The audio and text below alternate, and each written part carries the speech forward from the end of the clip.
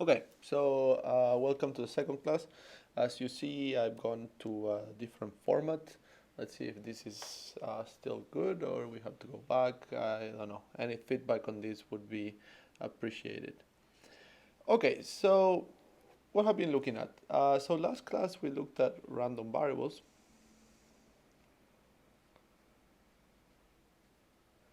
which are just given by a function that is going from our sample space onto R. Okay, and the requirement that we have gotten given is that the inverse of any open set is an event in our probability triple omega f b. Okay, so one of the things that we have talked about in for probability triples is the notion of independence of two sets. Okay, so independence, just a reminder, independence of sets. So we say A and B, which are events F, are independent if and only if the probability of A intersection B is equal to the probability of A times the probability of B. And the other thing we had said is this is like if and only if the probability of A given B is equal to the probability of A. So, which is if and only if the probability of A given B complement is equal to the probability of A. So morally what we're saying is that it doesn't, the fact that V happens or it doesn't happen, it doesn't alter the probability that A will happen or not. Okay, so similarly, we'll say definition with given random variables x comma y, we say that they are independent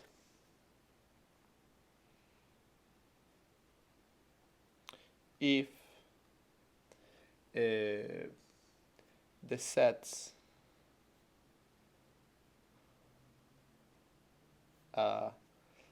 x in AB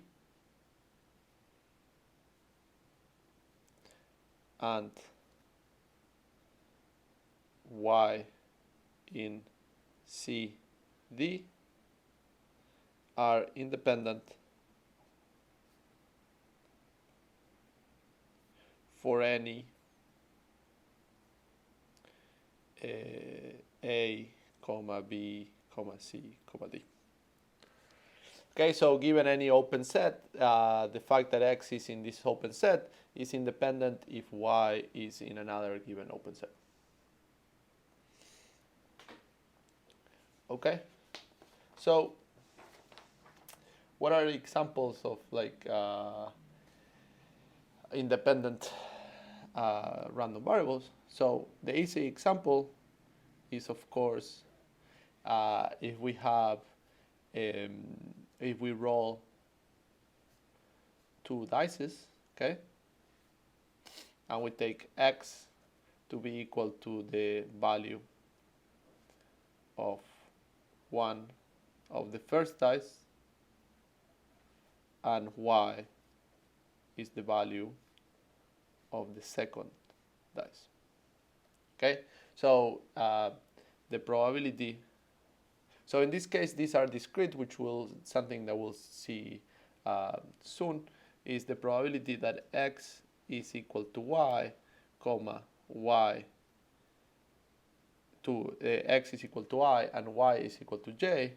This is going to be equal to the probability that x is equal to I times the probability of y is equal to j. And in this particular example, what you would get is that this is equal to 1 over 36 if I is in 1 through 6 and j is in 1 through 6, and it's 0 otherwise.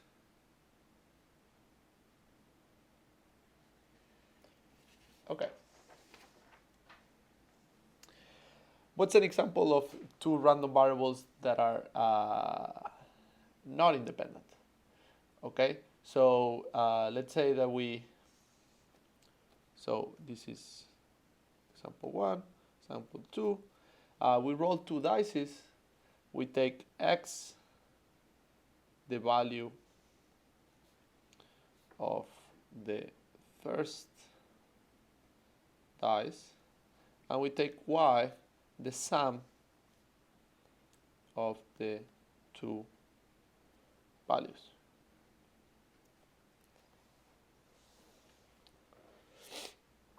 Okay, so first, I mean, we should look at what is the distribution of y. So what are the possible values? Okay, so the possible values, y is going to be, the lower bound for y is going to be 2, then 3, 4, 5, 6, all the way up to 12. Okay, but what is the probability that you get that y is equal to 2?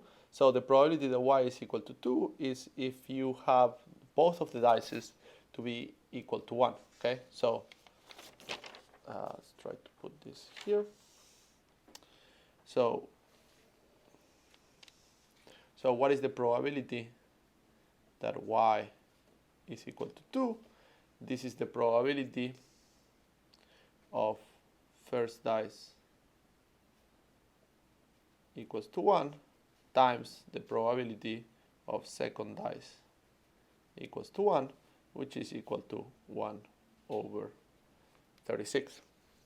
Okay, for the other values, you need to start counting, because what is the probability that y is equal to 3? Well, there you have to sum 3 different events. You can get actually 2 different events. You can get the first dice 1 and the second dice 2, which is summed up to 3, and then if you flip them, if you get the first die equals to 2 and the second die is equal to 3. Okay, and you would get p of y is equal to 3. Okay, so the probability that y is equal to 3, then you would have the probability of first dice equals to 1 times the probability of second dice equals to 2 plus the probability of the first dice equals to 2, probability of the second dice equals to 1. So if you sum this guy out, this is 1 over 36, this is 1 over 36, and this is 2 over 36. Okay, we should see that there is a sort of symmetry in this problem, because for y equals to 2, this is going to be the same probability that you get y is equal to 12.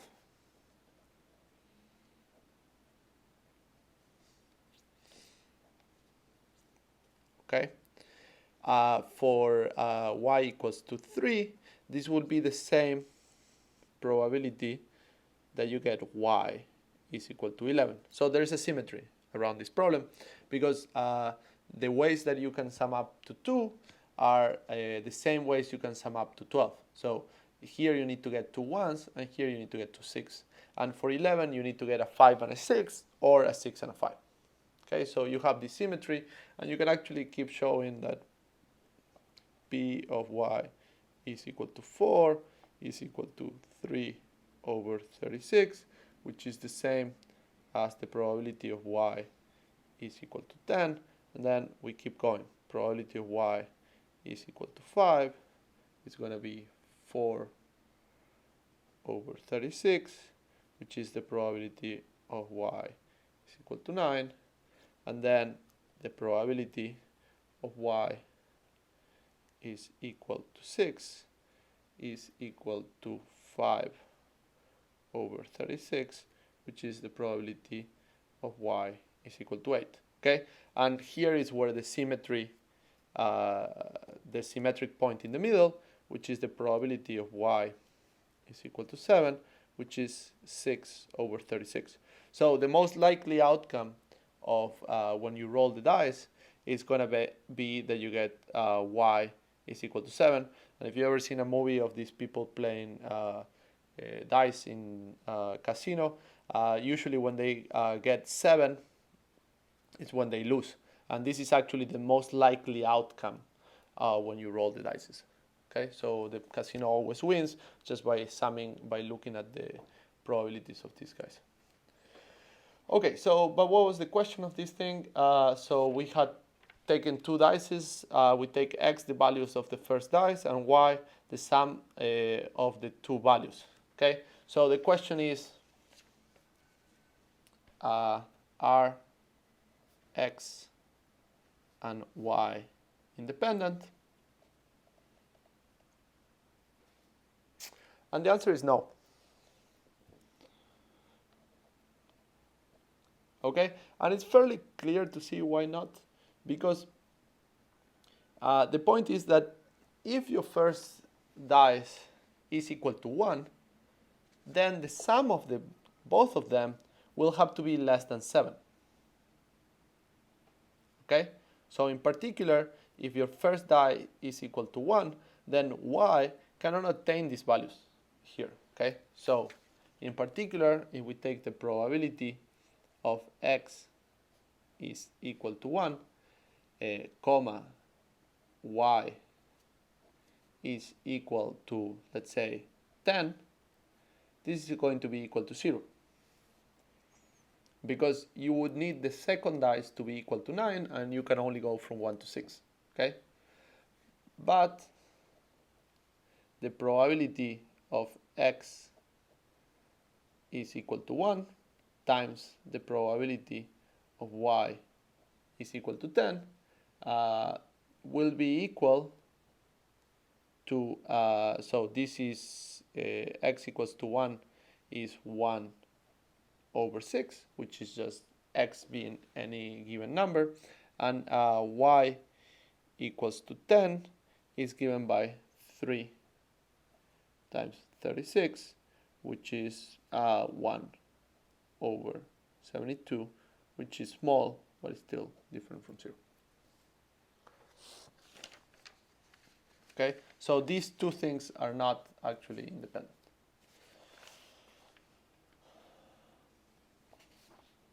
Okay, so just to sort of finish up a bit on independence, and then we'll see some examples of these random variables. One of the things that we will want to be taking is functions of random variables. Okay, so functions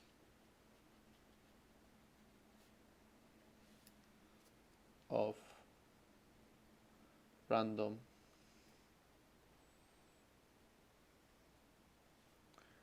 variables.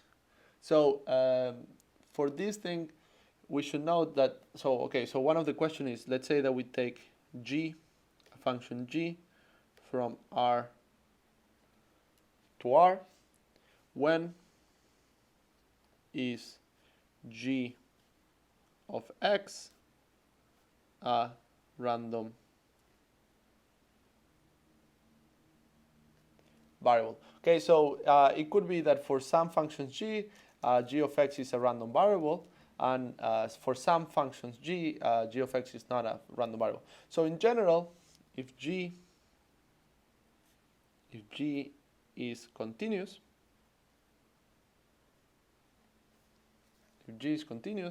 then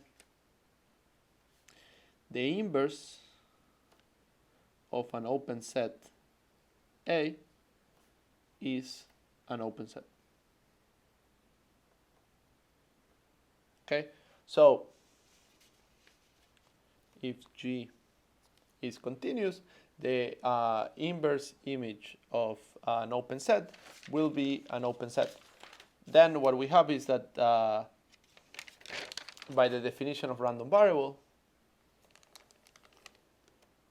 if x is a random variable and G is continuous, then G of X is a random variable.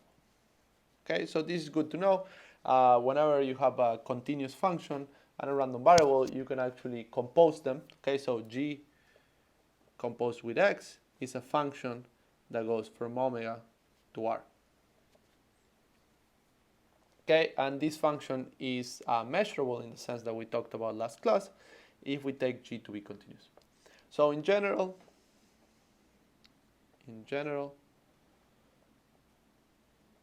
G does not need to be continuous for G of X to be a random variable. Okay, this is just for you to know. So if you take some other functions G, you don't actually need it to be continuous for this to actually be also a random variable. So let's look at a theorem for this type of random variables. So theorem, assume X and Y are independent,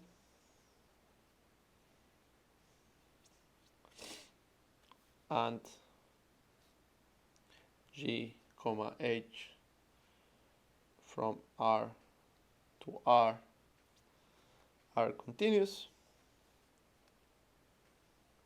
Okay, so as I said, this is not actually necessary. Then G of X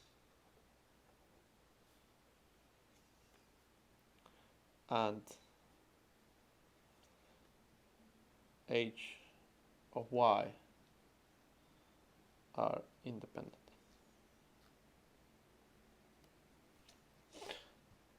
Okay, so these are two new random variables. I will show how do we show this property.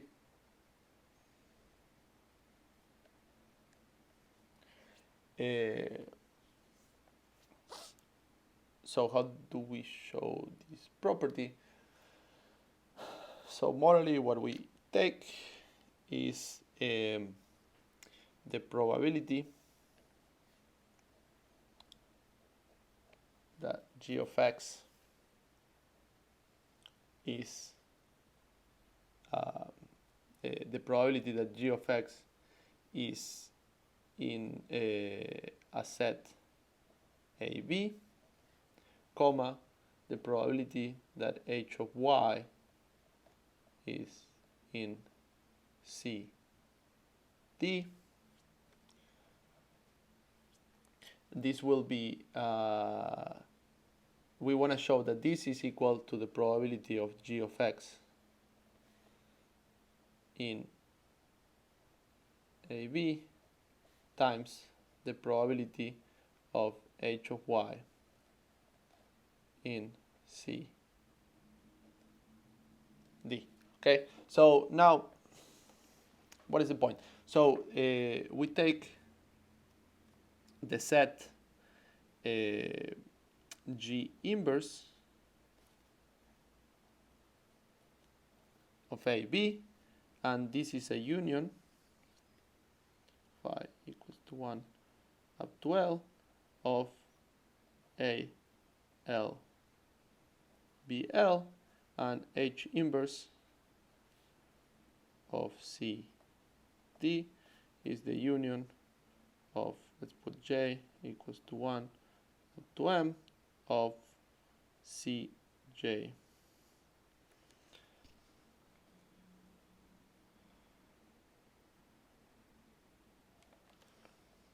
BJ.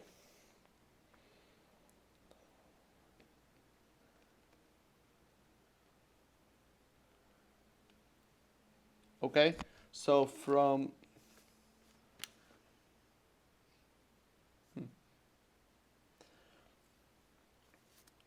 the definition, so now what we have to do is basically take the probability of x in the union of I equals to 1 up to L of AL BL intersection Y is in the union of CJ DJ. Okay, so how do we do this? So give me 1 second.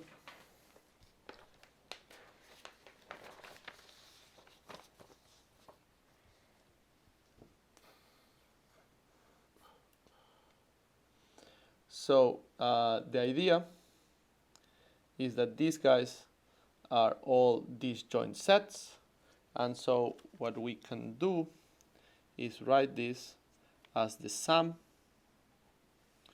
over I equals 1 up to L of the sum of J equals 1 up to M of the probability that X is in AL, BL intersection Y is in CJ DJ.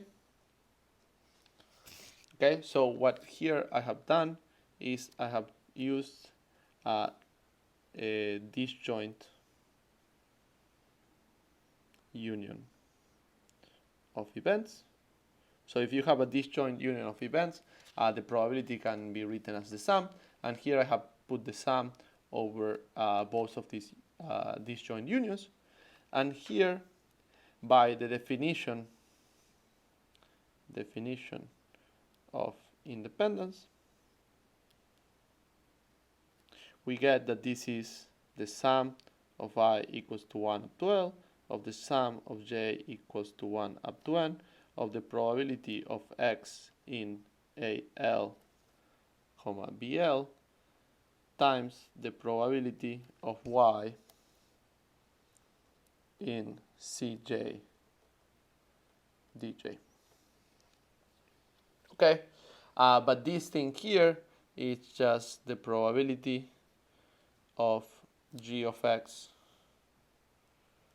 in AB times the probability of H of Y in CD. Okay, so here I put, so basically what I've done is like saying, okay, if we have a continuous function, the inverse image of open set is the union, is a disjoint union of intervals, and the same for H using the continuity of H. So then when we take this, the probability of these intersections, we can separate it in this disjoint union of events. Okay, and that's the main point. And then we can use the definition of independence at a different level. Okay, so let's see what I else wanted to do today. So let's go back to a bit more of the simple stuff of these things. So let's look at the different types of random variables.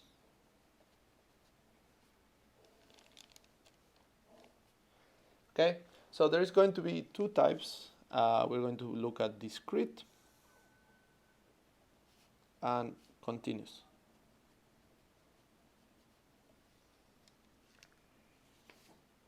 Okay, so the one that we are mostly going to be looking at is discrete, but let's introduce first the continuous one and then go to discrete, just so that we keep going on discrete. Okay, so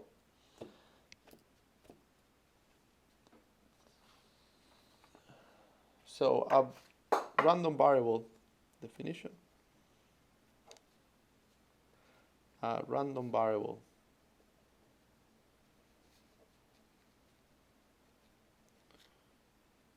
x is continuous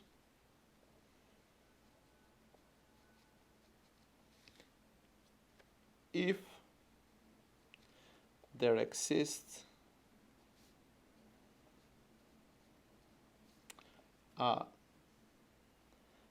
an integrable function, let's call it little f, such that the probability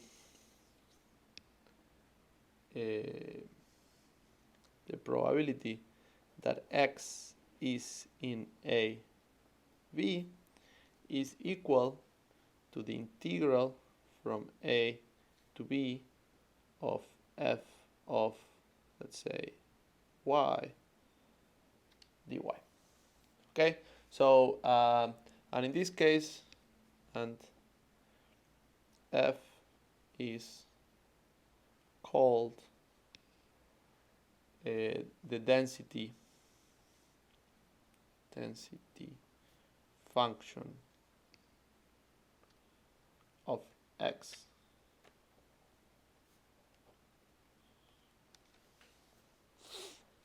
Okay, so there is a couple of things that we should know right away. One of them is that, one of the properties is that f, clearly, f is bigger or equal than 0. Okay, so because these probabilities will always be bigger or equal than 0, so for any interval you have a function which is positive, then the function itself has to be positive. So one of the things I'm not saying much about is what are the restrictions on f in terms of regularity instead of continuity or something like that. So here we are only just asking f to be integrable. So in general, this is just measurability of f, which is like almost nothing. Okay, so the other thing that might not be so clear is related to what we talked about last class about the density function of f. So if we try to remember, f of x, so associated with our random variable x, is given by the probability that x is less or equal than a particular value x, which is the same argument here. But by this definition of things, this is going to be equal to the integral from minus infinity to x of f of y dy. So for continuous random variables, one of the things that we should know right away is that also the value, okay, so the probability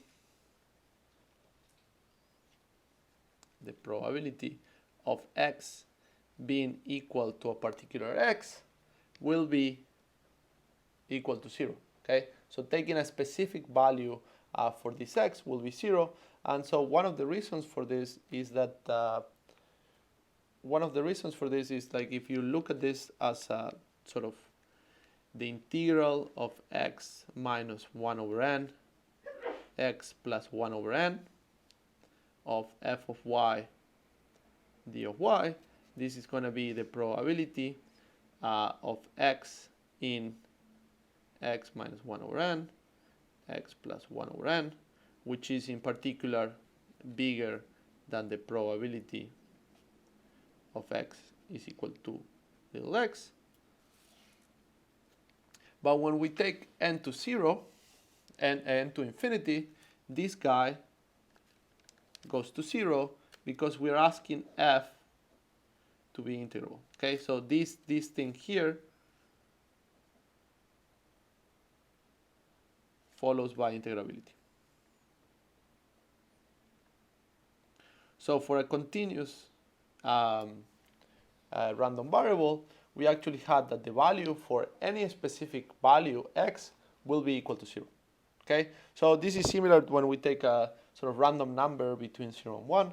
Any specific value has probability 0. Okay, so you have to have a open interval for this to start getting a positive probability. Okay, so coming back to this point that I was trying to make here, so if we take the density function, which is given by this, so the point is that what I'm trying to say is that the probability of x is less or equal than x will be the same as the probability of x less than x plus the probability of x equals to little x, but this is equal to 0 by this point.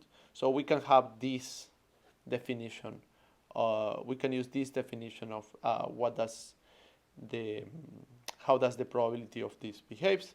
So in particular, what we get is that the derivative with respect to little x of f of x is going to be f of x. Okay, so f is the derivative of the distribution function.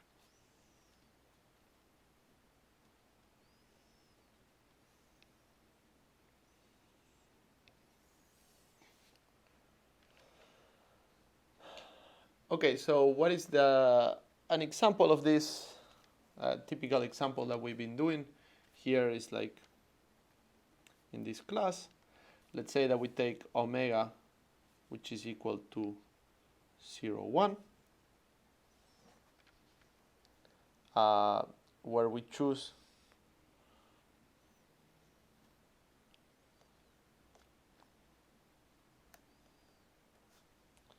a number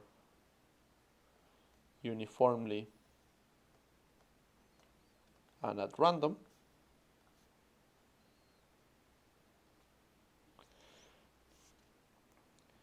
Then we can take x of omega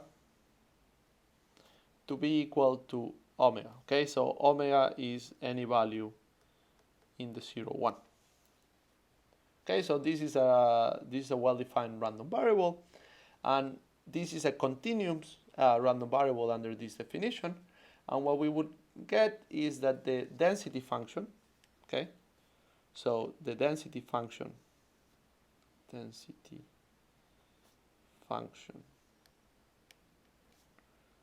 of x of f, x is equal to be f of y, which is equal to, let's see, what is this equal to? So it's equal to 0 if x is less than 0, is equal to 1 if 0 is less or equal than x, less or equal than 1, and is equal to 0 if 1 is less or equal than x. Okay, so this density function is not even continuous. It has a jump, and if we look at the associated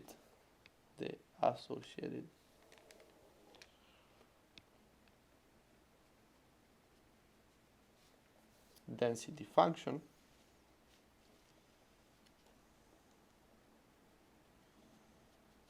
okay, so here we are taking f of x, which is the probability that x is less or equal than x. This will be equal to the integral from minus infinity to x of f of y d of y, which is just equal to 0 if x is less than 0, is going to be equal to x if 0 is less or equal than x less than 1, and is equal to 1 if 1 is less or equal than x. Okay, so in this density function we would get in this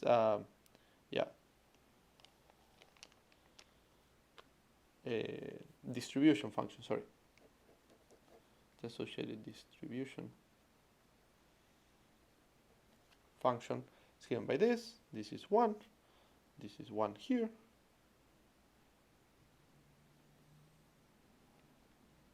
okay, and this is x, and this is f of x, which again depends on your random variable x.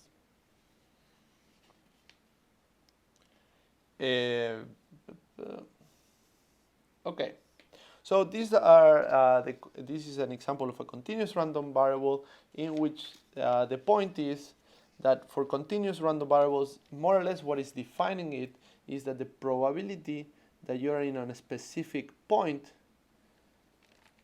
is equal to 0. So this is diametrically opposed to what is a discrete random variable. So let's see definition.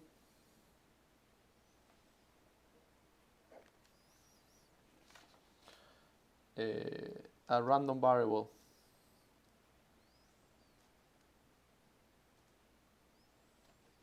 x is set to be discrete if x takes a finite or countable number of values.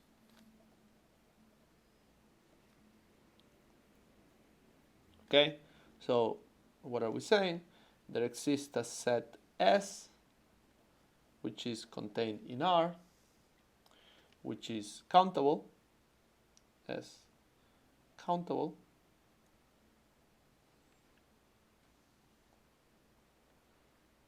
such that x of omega is in S for every omega in the sample space.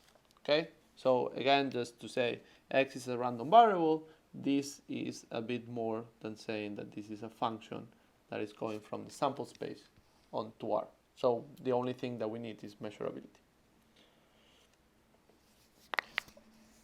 Okay, so then in particularly for these guys, so as we said before, the main difference between continuous probability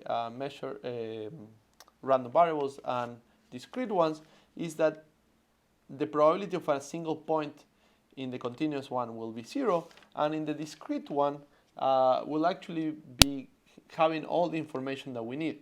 Okay, so for every x in S, we can write, okay, and I'll write it as a little p, and let's hope it's not confusing.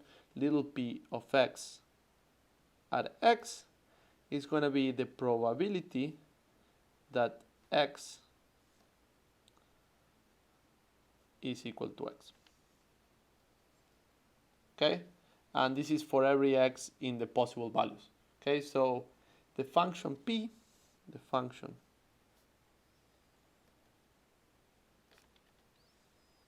px,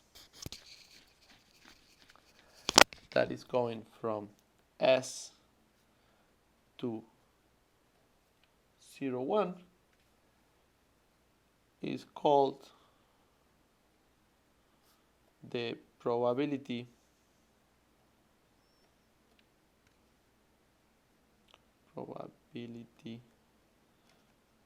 function of x. Okay, so what is the main difference is that before in the continuous probability measures we had again the same property, that the property that x is equal to a specific value will be equal to 0, but now if we take the value of x in a particular interval, we can write it as interval, we can write it as an integral of a density function over this.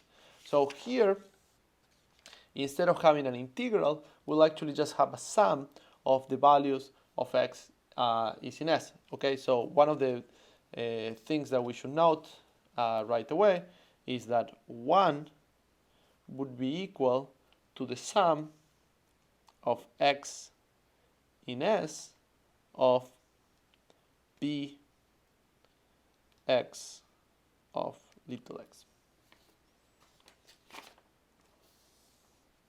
Okay, so the point is that now we can start treating these discrete random variables, but just looking at this function p of x. Okay, so we can be coming from really different experiments, but we can have the same probability function. So two random variables with the same probability function will be behaving the same way. Okay, so that this is a way of abstracting information out of a specific experiment into just this probability function p of x. Okay, so let's do a couple of examples of this with a bit of an explanation. So again, what is the typical example that we do is, let's say that we flip 2 coins. Okay, so again, our sample space is heads and tails squared. And we have x, which is the number of heads. Okay, so what we can see is that x is going from omega onto 0, 1, and 2. Okay, and this is contained in R. Okay, so this is a random variable. This is a random variable because we're in a discrete space and everything is measurable here. So this is our set S, which in this case is finite. Okay, it's not even countable, it's just finite.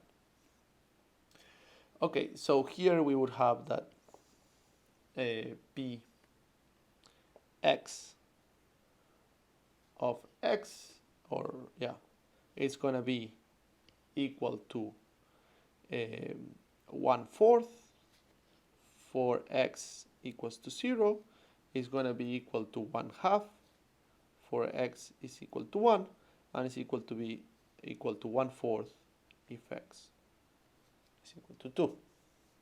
Okay, and px of x is equal to 0 for every x different from 0, 1, and 2. Okay, so morally this guy holds all the information of our random variable. Okay, so what is another example of this?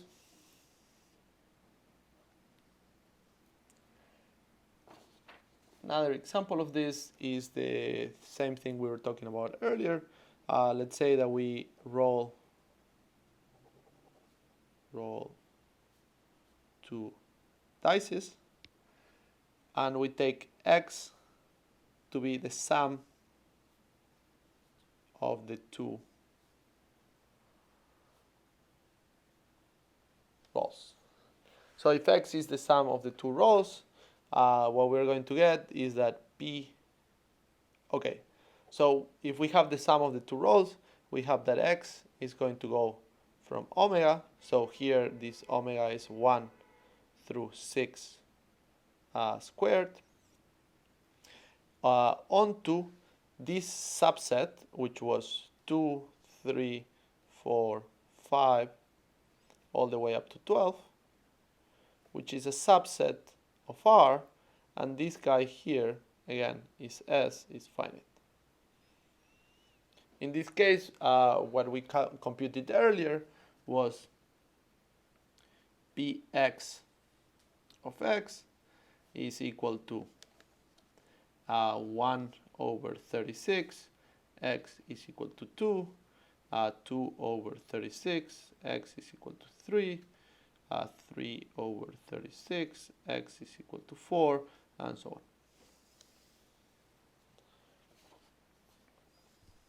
Okay, so what else we wanted to do? Okay, and now just to finish up with the difference between continuous and discrete random variables, there is some cases in which the random variable is neither continuous nor discrete. Okay, so there are examples. So example of a random variable which is neither continuous or discrete.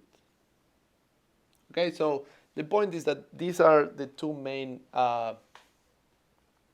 cases of random variables, but sometimes there are some specific things that don't fall in either one of them.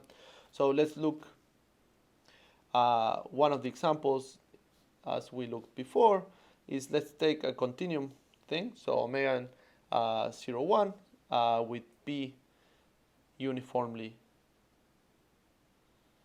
distributed.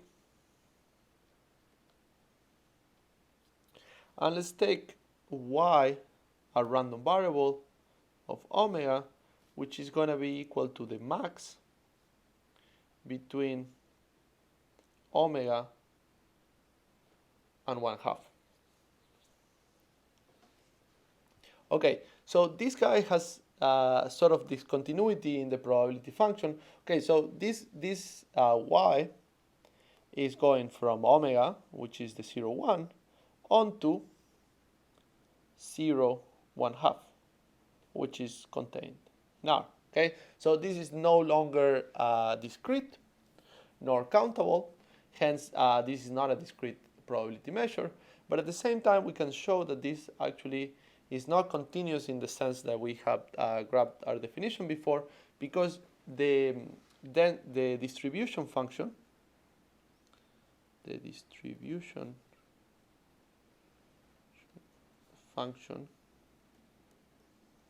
has a jump.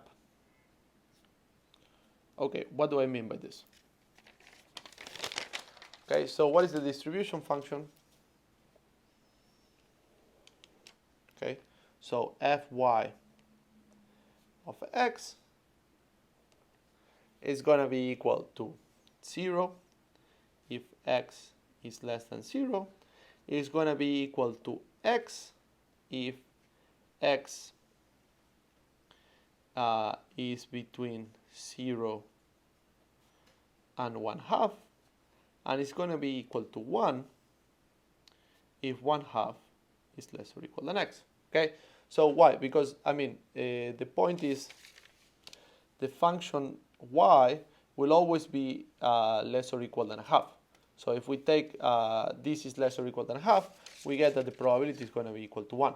For x which is less than a half, this guy behaves like y of omega equals to omega, which is what we had looked at before, where the associated density, the associated distribution function was given by this guy here. So here, what we would have is a similar picture as before. Okay, so if this is x and this is f of x associated with y, we will get 0 for everything less than 0. So this is 1/2, this is 1. So it would go like this, and here it would jump onto there. Okay, so what happens is this density function f is not continuous. So in particular, it cannot have a density function. Okay, so the density function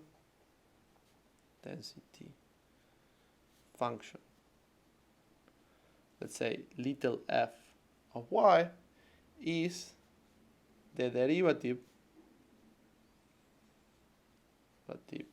of f of y, but f of y is not even continuous. Okay, so you cannot actually find a density for this problem. All right, so this is the standard example of showing something is not a probability, is not either a discrete or a continuous random variable. But we have like some more pathological examples, which I mean can be used in some theoretical settings. Is that we could have something that is neither discrete nor continuous, but it's not a continuous random variable, but the associated distribution is still continuous. So you can find what is called the Devil's staircase. Okay, so it's a continuous function, it's a continuous function such that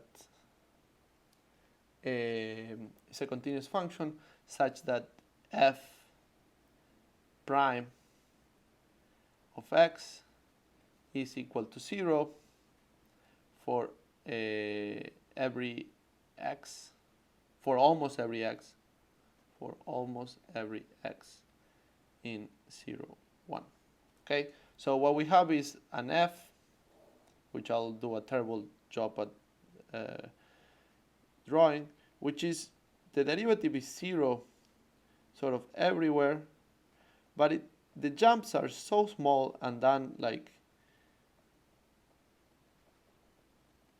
the jumps are so small that you can actually not see that this guy is not continuous. Okay, so it's continuous, but at the same time, if you look at almost every point in 0, 1, this guy is flat.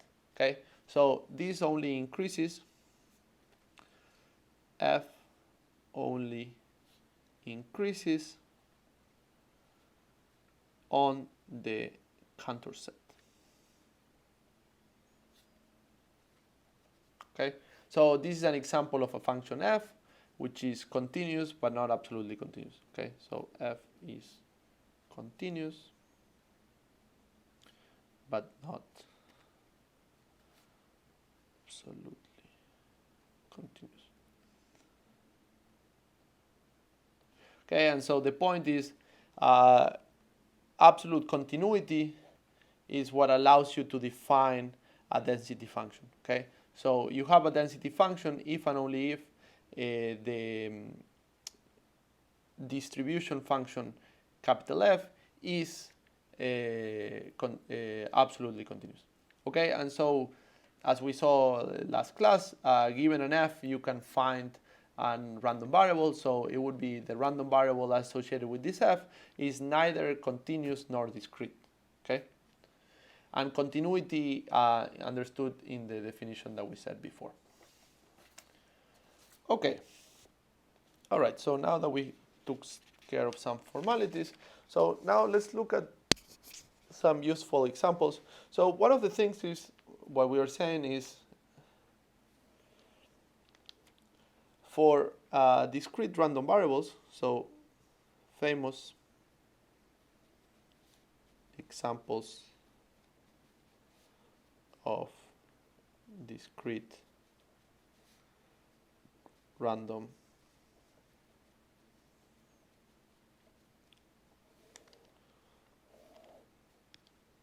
variables. So for what we were saying for discrete random variables is that we have a probability function f. So for discrete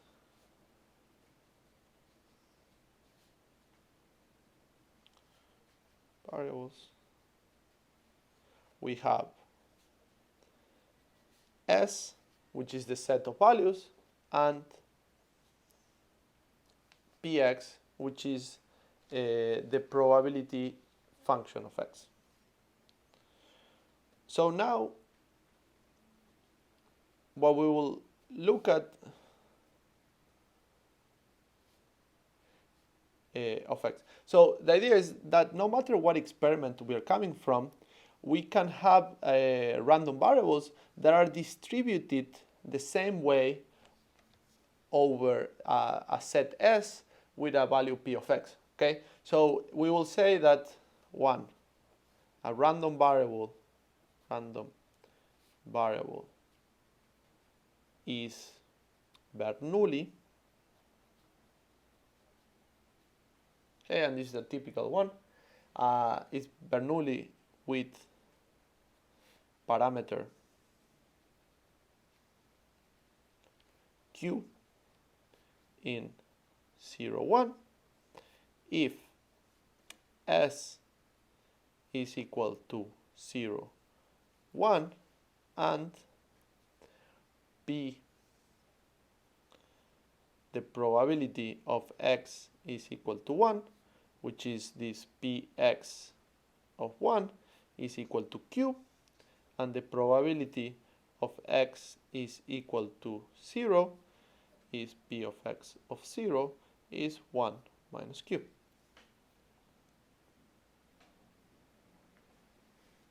Okay, so all right, one of the points is that this is a fairly standard random variable, because I mean, let's say that we consider a probability space, a probability triple. Okay, so any probability triple, and we are interested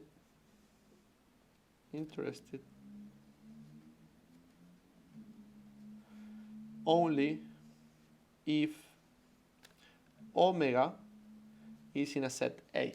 Okay, so if we have the sample space,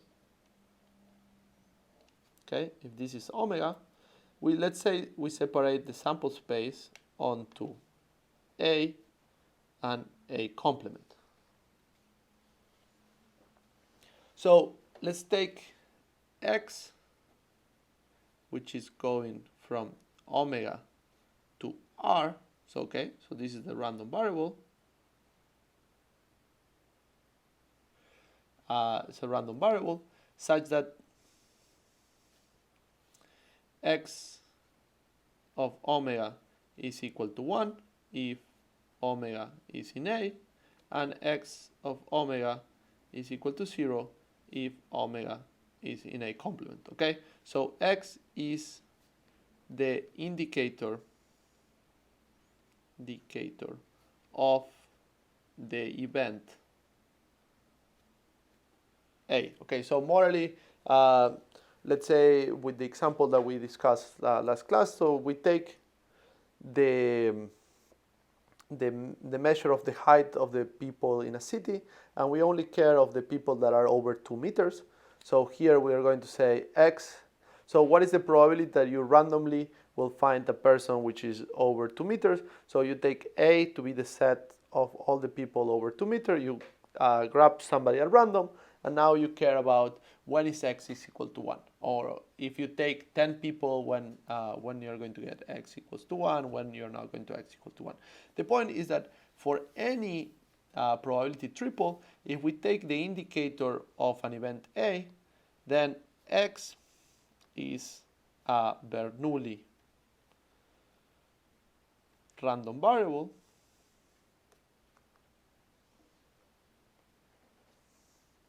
X is a Bernoulli random variable with parameter Q, which is equal to the probability of A, okay, which is a number between 0 and 1. Okay, so this is a typical example because the point is we care about if a specific event happens or not. So this random variable X will be distributed as a Bernoulli random variable. Okay, just to sort of tie it with what we have been doing before, let's say that we look at the distribution function.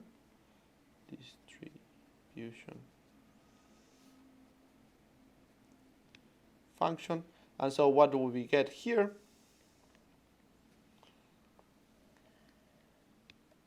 Okay, so this is going to be 1 minus Q, and this is going to be 1.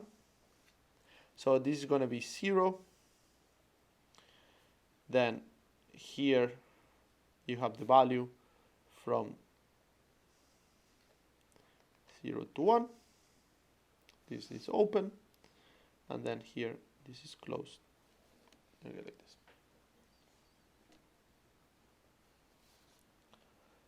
Okay.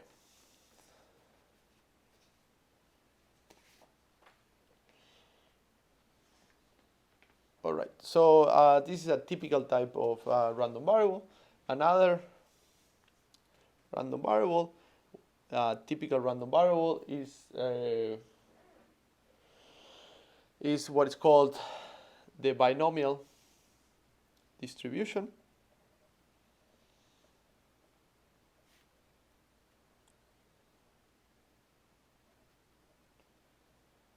Okay.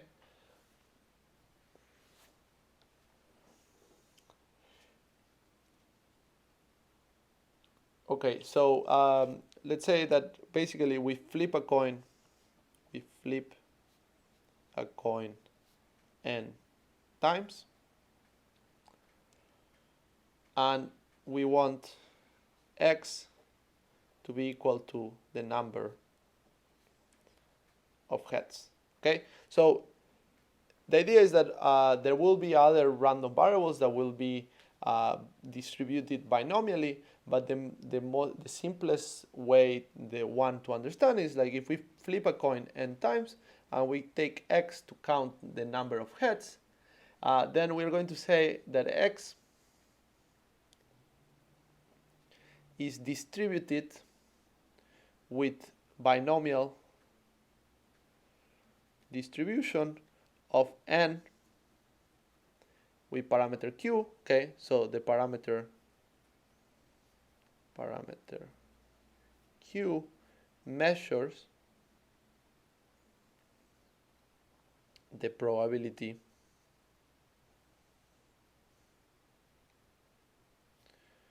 of heads.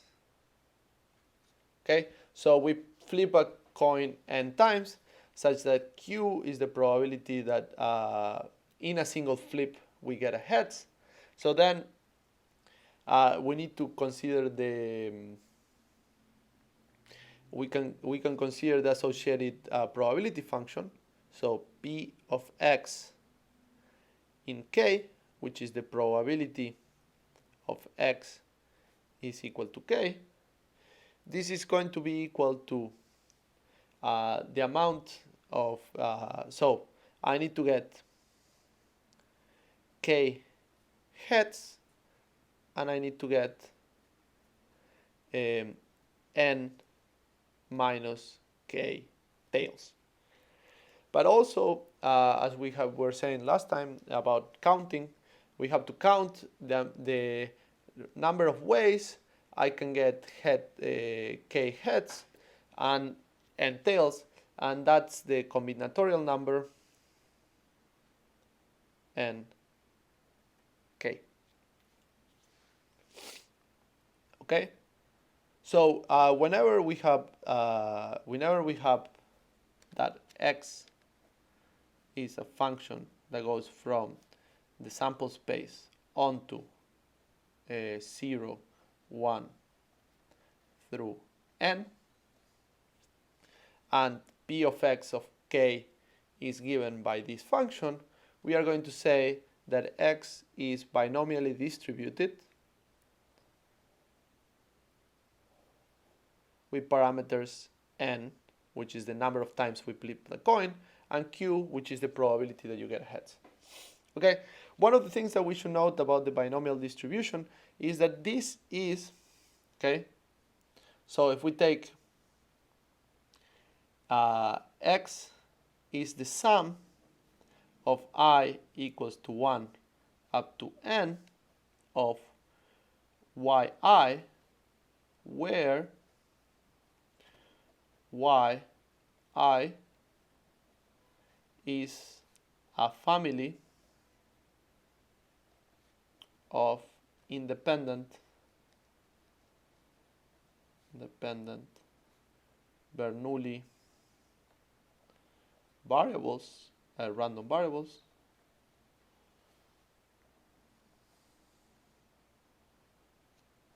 with parameter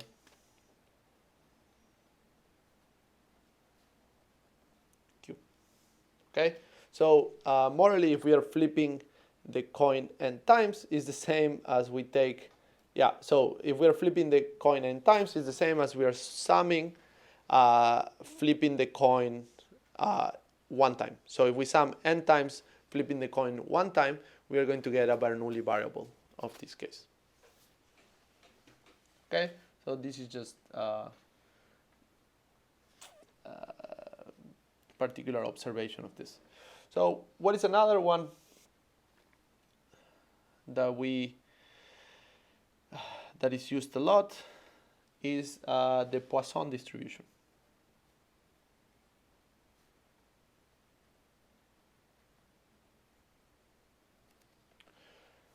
So the Poisson distribution is also usually related to like the decay, or like something that has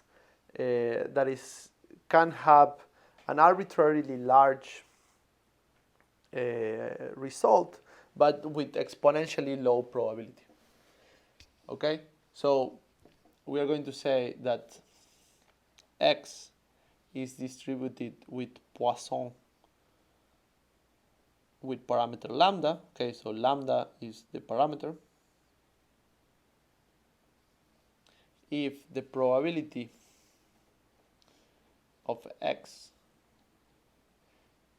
equals to k, okay, so the probability of x equals to k, which is again this p of x k, is equal to lambda to the k over k factorial times e to the minus lambda. Okay, so for the other ones, it was fairly clear that these were well defined, like these were probability densities. Okay, so one of the things that we need to do is that, okay, so in this case, we have that x is going from omega, so omega whatever it is, onto s, which is going to be equal to 0, 1, 2. Okay, so this guy is s is countable.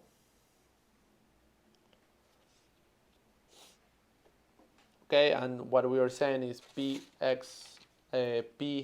lambda, yeah, px of k is given by lambda to the k times k factorial times e to the minus lambda. So one of the things that we need to check is that the sum over the values x in s, or let's call it k in s of px of k, this has to be equal to 1, because this guy here is the probability of omega.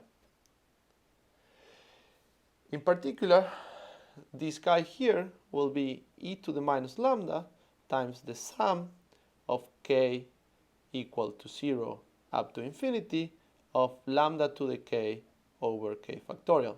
But this guy here is nothing but e to the lambda. So this guy here is just equal to 1.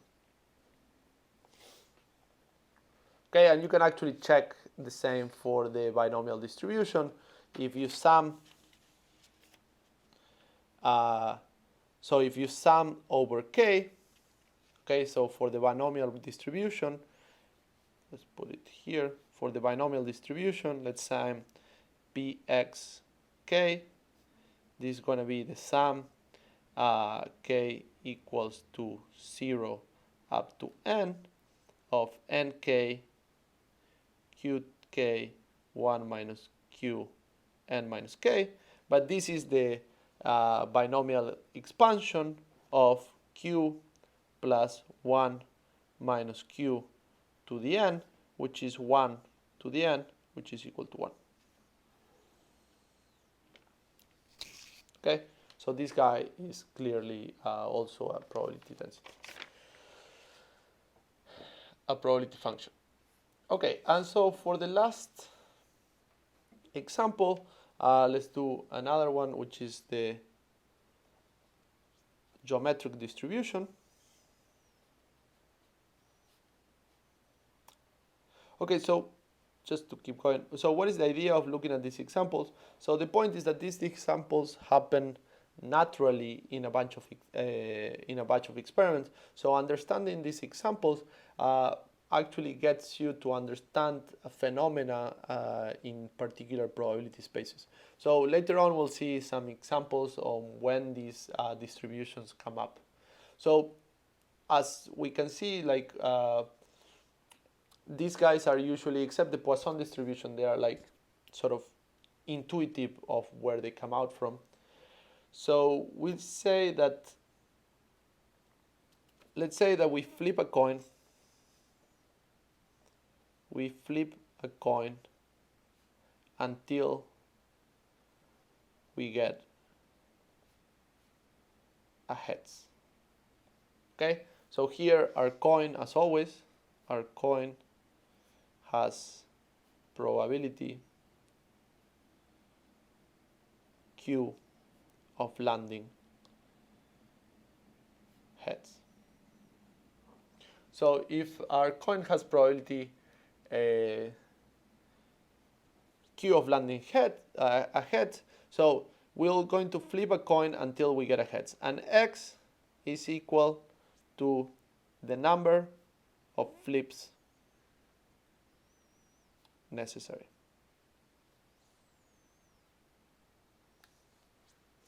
Okay, so what is the probability of X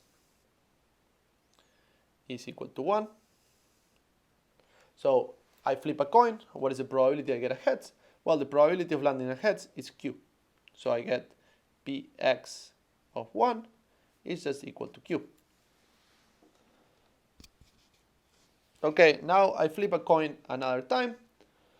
So what is the probability that X is equal to 2? This is going to be, okay, P of X of 2.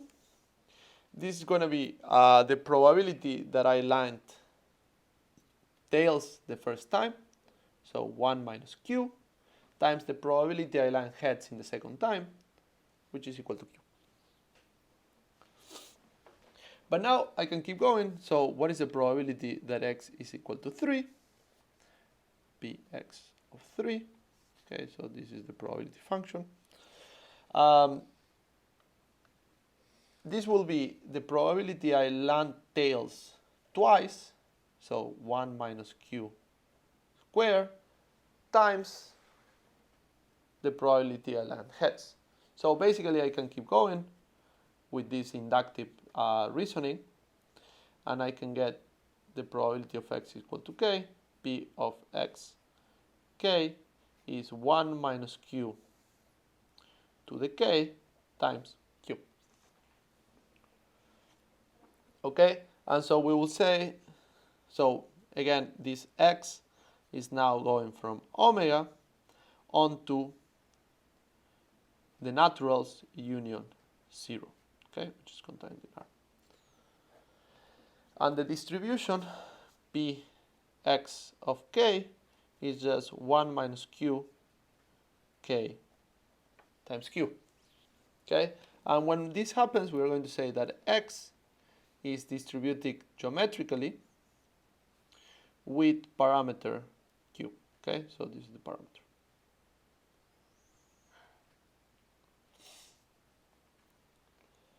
Okay, and in this case, we would also need to check, similarly to the Poisson distribution, if this is a valid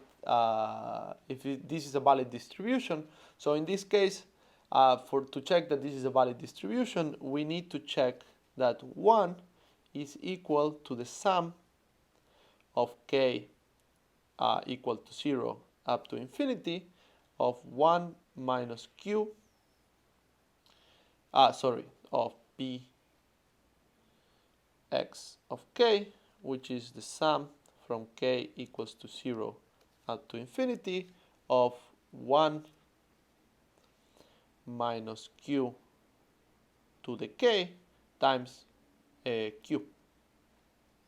Okay, but the sum from k to 0 up to infinity of 1 minus k to the q, okay, so this is going to be equal to q times the sum k equals to 0 up to infinity, but this is just a geometric sum, which is equal to q times 1 minus 1 minus q, which is equal to q over q, which is equal to 1.